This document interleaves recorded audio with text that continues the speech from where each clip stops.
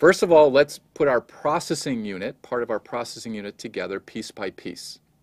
So first of all, we have a register file. We have 8 registers, and we have an ALU. So let's draw those two, and let's make the connections between them. Now remember, from our register file, we have 8 registers, so we need to have 3 bits for each of our source registers. So let's draw that. And then we need also 3 bits for our destination register. So let's put that in too. Now we also need a control signal. Let's call that ld.reg. Now, that's a load control signal. That tells us to write to the register file. Because remember, not every instruction is going to update the register file.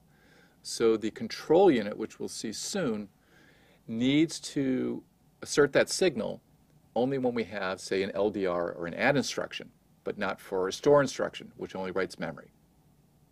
Now let's add our memory.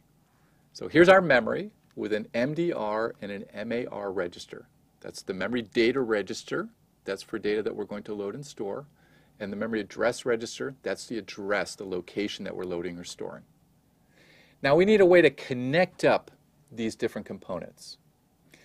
We're going to use what's called a tri-state driver. So here's a tri-state driver from the output of the ALU, and here's a tri-state driver from the output of the MDR, and we're going to connect these by a bus. Now a bus is a group of wires that we're going to run throughout our circuit. And a tri-state driver is similar to a multiplexer in that only one of the drivers is allowed to connect to the bus at a time. So this is the same thing as allowing the ALU to pass its result to the bus or to allow the MDR to pass its result to the bus, similar to a multiplexer. Now let's add the instruction fetch hardware. So we need a PC, and here's a PC, and we need to increment that, so we add an incrementer, so this +1 is always incrementing the PC, and we're going to pass that then, the incremented value, to the PC register. Now we need to connect the PC to our memory address register, so let's connect our PC to our bus. And again, we're going to use a tri-state driver. Again, it's going to perform the same function as a multiplexer.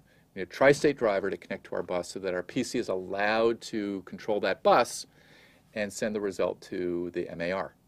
The other piece of instruction fetch is an instruction register. So let's put an instruction register down, and let's connect that to our bus. Now we need to sign extend our 6-bit offset.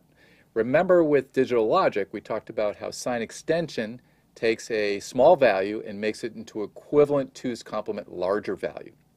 In this case, we need to take the leftmost bit of our 6-bit value, the most significant bit, and duplicate it 10 times to make it into an equivalent 16-bit value so that we can add that to our 16-bit base register. For the LDR instruction, we need the hardware for the evaluate address phase. So remember, we're going to get a value from the offset from the instruction register, and we're going to add that to a base register.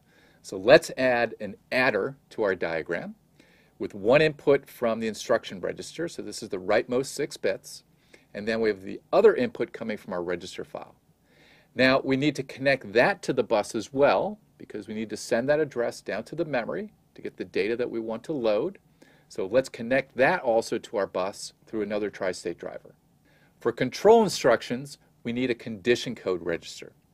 Now that has 3 pieces to it, N, Z, and P. This tells whether our result is negative, 0, or positive. So let's put that down. And we need to have some logic to set those bits depending on our result. Let's put that logic in, and we're going to design that later in the course. And let's connect that up to our bus so that we can monitor the result that's put into the register file and set the N, Z, and P bits accordingly. Our final piece is a control unit. That's going to be a finite state machine. So let's put that down. Now that's going to orchestrate the phases of instruction processing. So we have a number of outputs out of this control unit. And one of them, for instance, is the ALU function, so let's put that down. And we also have a number of registers that need to be loaded. Now we already had a load signal for the register file. We need to add one to the PC because we're going to update our PC only at specific times. We also need one for our instruction register because, again, we're only going to load that when we're doing the decode phase. We also need one for our MAR and our MDR registers. Now our finite state machine also controls each of our tri-state drivers. What it does is make sure that only one of those drivers is driving the bus at one time. And again, that's the same thing as a multiplexer function. Here we see our LC3 computer starting to come together. Now we're going to move on to see how we carry out the phases of instruction processing using our design.